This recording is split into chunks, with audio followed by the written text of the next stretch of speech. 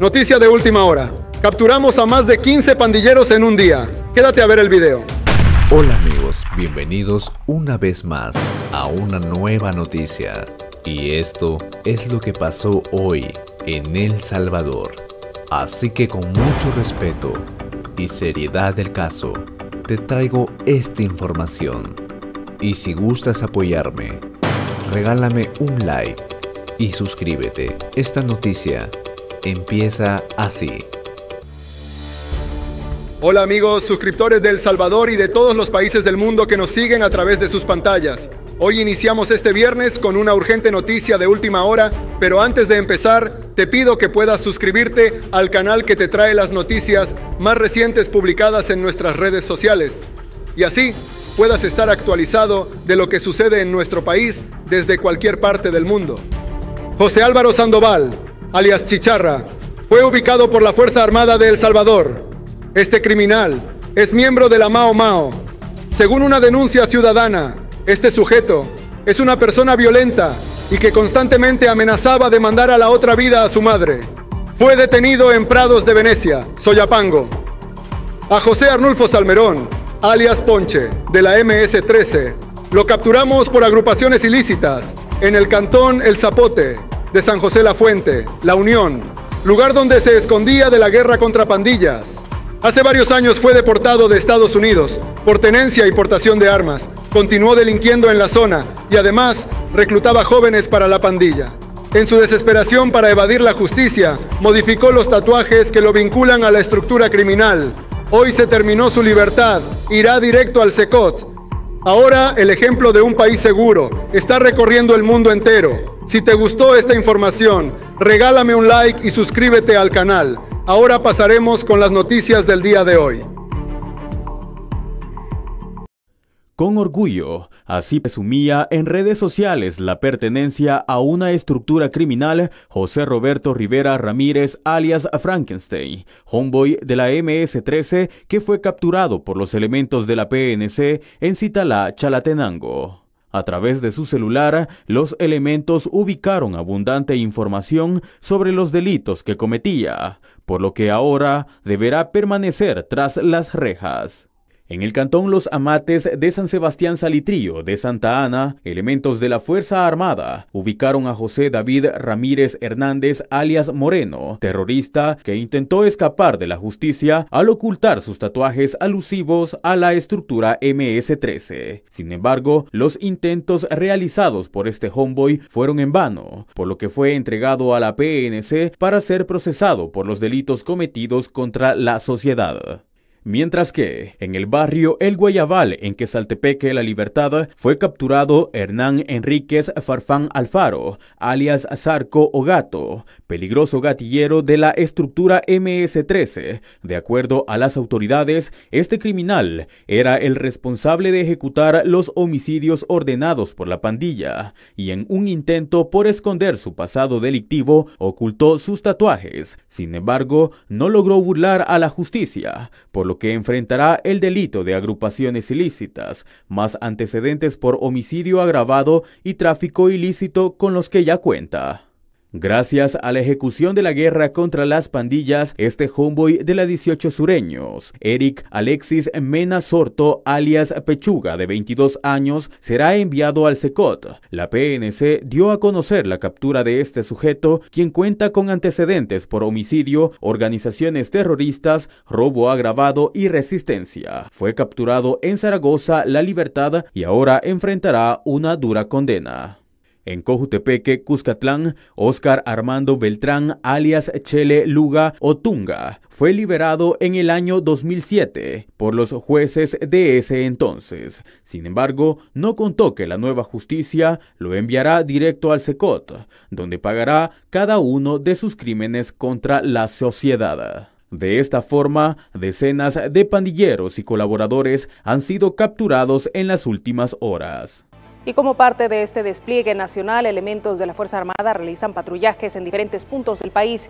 Dentro de dichas acciones, el ministro de la Defensa Nacional, René Francis Merino Monroy, acompañó en las últimas horas al ejército en un operativo desarrollado en la zona de la Cima 1 en Ilopango y Altavista. De esta manera se busca prevenir hechos delictivos y seguir extrayendo al remanente de pandillas que en el pasado atemorizaba a la población. Se tienen contundentes resultados de la operatividad de las últimas horas. El ministro de Justicia y Seguridad Pública, Gustavo Villatoro, informó de la captura de un peligroso pandillero que fue financiado durante los gobiernos del FMLN mientras cometía delitos en contra de la población. Recibía dinero para su manutención con el programa PATI. Bajo la fachada del programa de apoyo temporal al ingreso, mejor conocido como PATI, que se suponía ayudaba a personas de escasos recursos, el expresidente Mauricio Funes en realidad lo utilizaba para apoyar con $100 mensuales a cada pandillero. Ellos mismos lo confirmaron en varias entrevistas televisivas.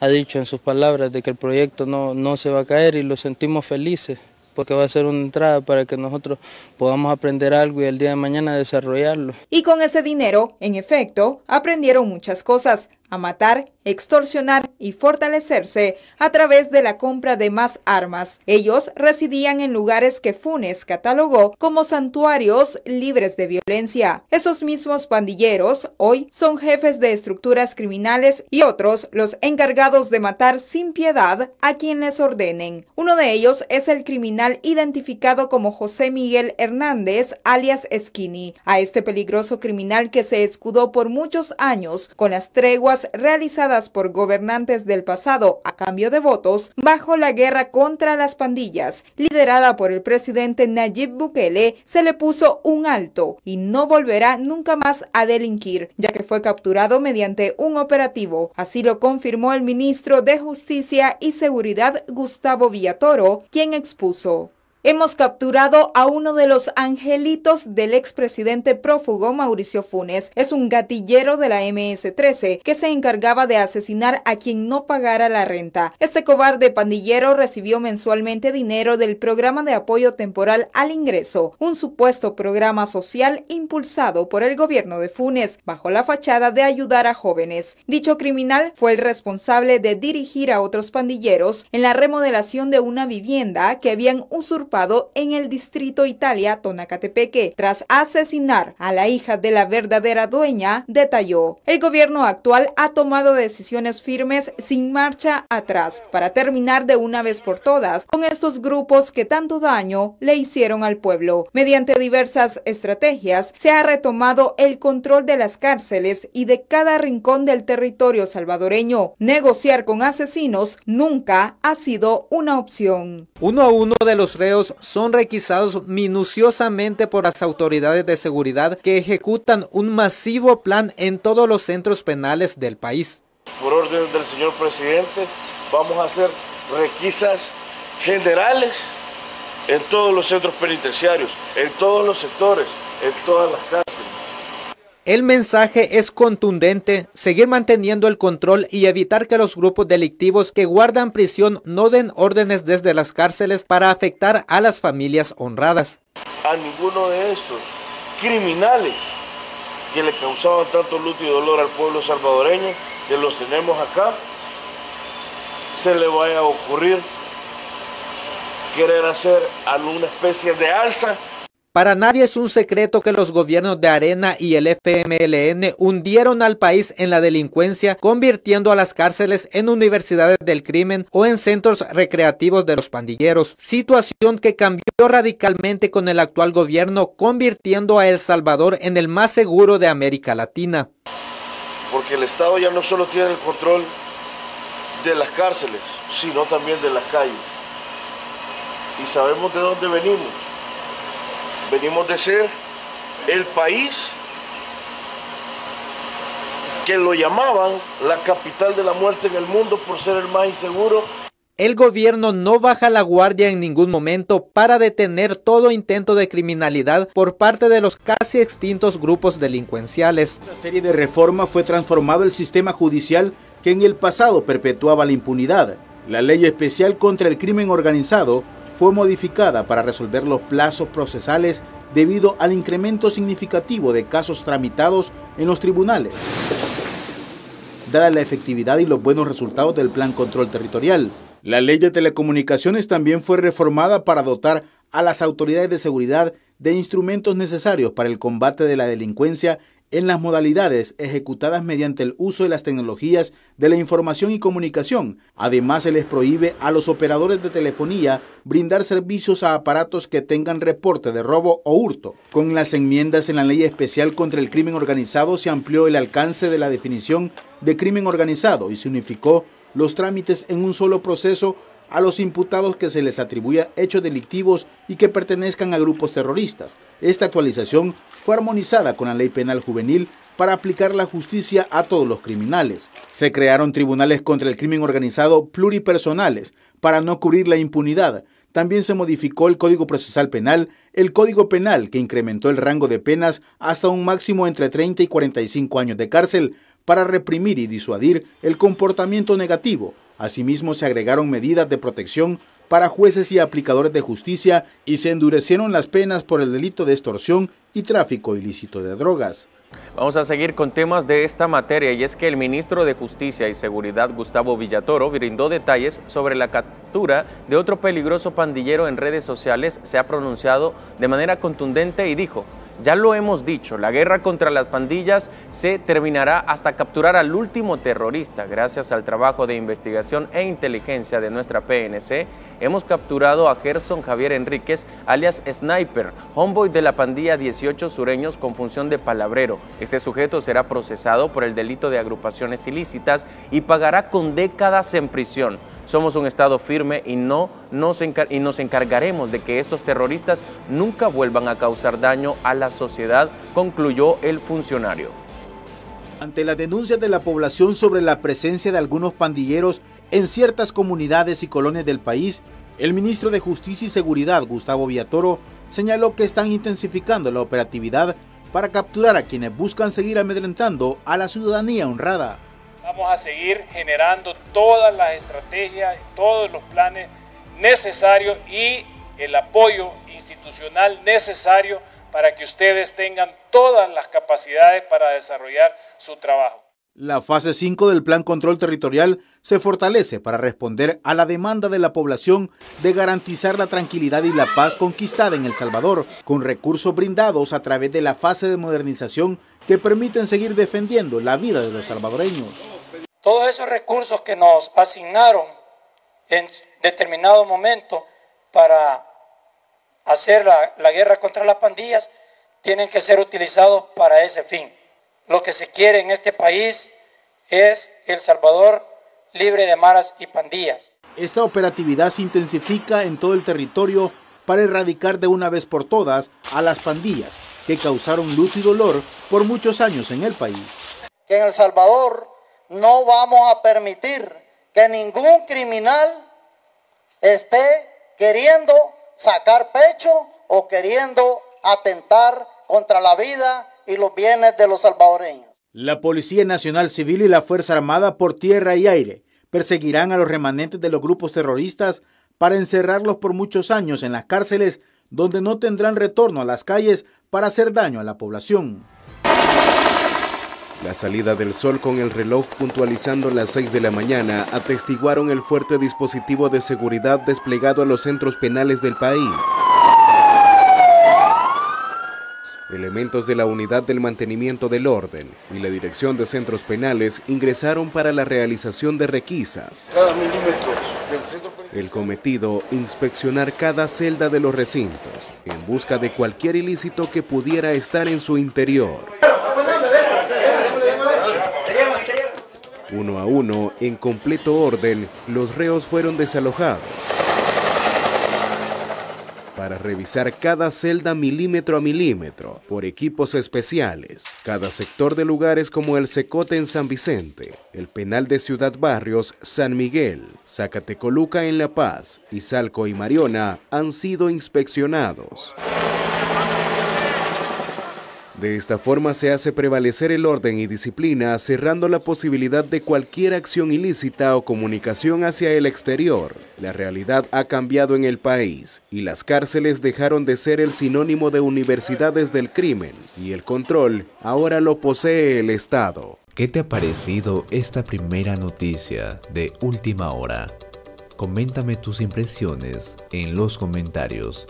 Ahora, damos pase al segundo titular. Muchas gracias por su sintonía. Estamos listos para continuar con el desarrollo de la información, esta vez de carácter internacional, y es que en estado de alta tensión se mantiene Ecuador tras el estallido criminal registrado en los últimos días por parte de grupos vinculados al crimen organizado. Con amplias facultades, la Fuerza Armada del país sudamericano ejecuta acciones para controlar la situación. Estamos viviendo en un estado prácticamente de guerra en contra del terrorismo. Con un balance de 14 personas asesinadas y 139 funcionarios penitenciarios secuestrados. Presidente Concha, o dialogamos o la guerra. Ecuador supera poco a poco sus horas más críticas para llevar paz a su agobiada población. Tanto la Fuerza Armada y la policía ejecutan operativos en los puntos álgidos de la acción criminal en busca de los responsables de llevar luto, destrucción y zozobra. El día de hoy nos consagraremos y lucharemos para defender a este terruño. Con estas medidas, las autoridades lograron el decomiso de 61 armas de fuego, 418 municiones, 24 explosivos y la recaptura de 28 personas que se habían fugado de centros penales. También se han recuperado 195 vehículos robados, 9 embarcaciones, 19 equipos de comunicación y 230 gramos de sustancias ilícitas. Hemos detenido a 329 terroristas. Hemos rescatado a 41 personas que estaban de rehenes. Hemos abatido a 5 terroristas. El presidente de Ecuador realizó un mapeo de los grupos criminales que en las horas anteriores tomaron control de varios puntos del país. Se financian, algunos de ellos con narcotráfico, algunos otros con tráfico de personas, órganos, así mismo como armas, y es momento de combatirlos de frente.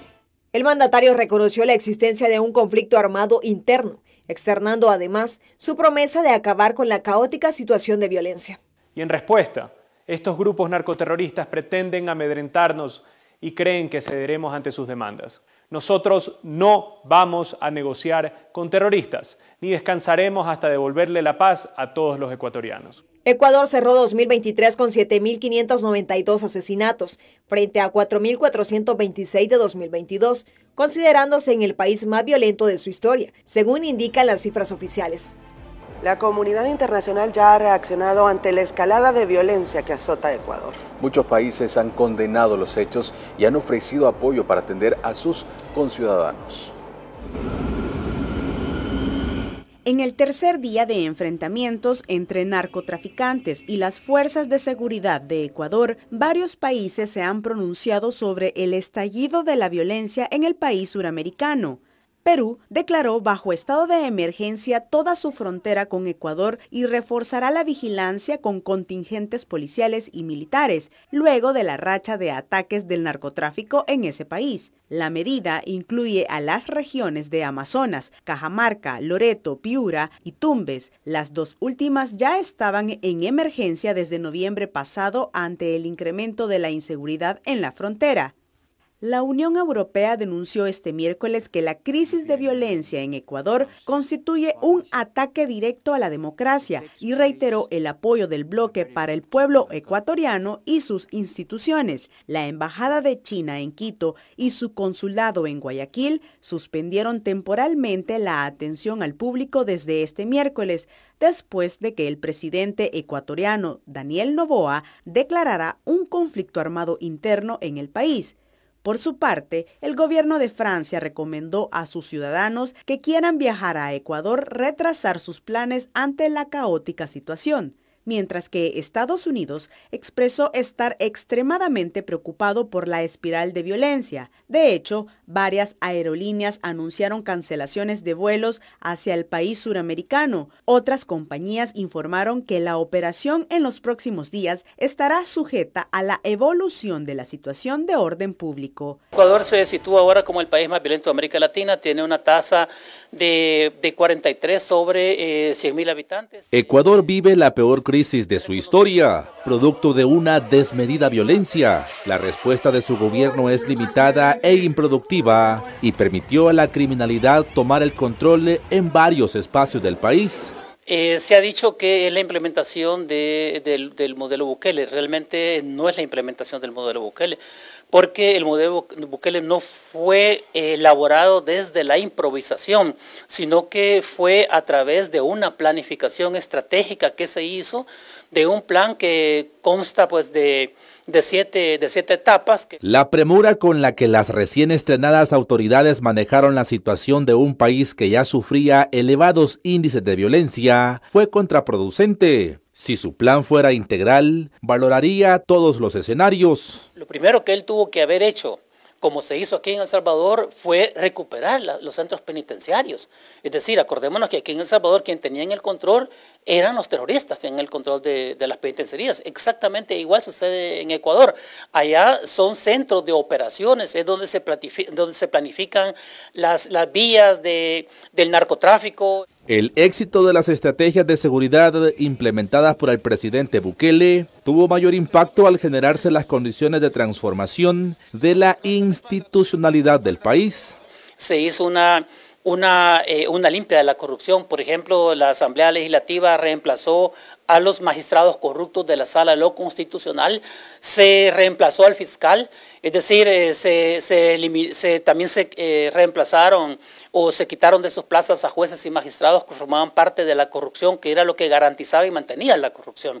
La situación se torna complicada para la nación suramericana. En las últimas horas crece la expectativa vinculada al funcionamiento o no de las acciones anunciadas en situación de conflicto interno. Hemos llegado al final de la información de estas noticias.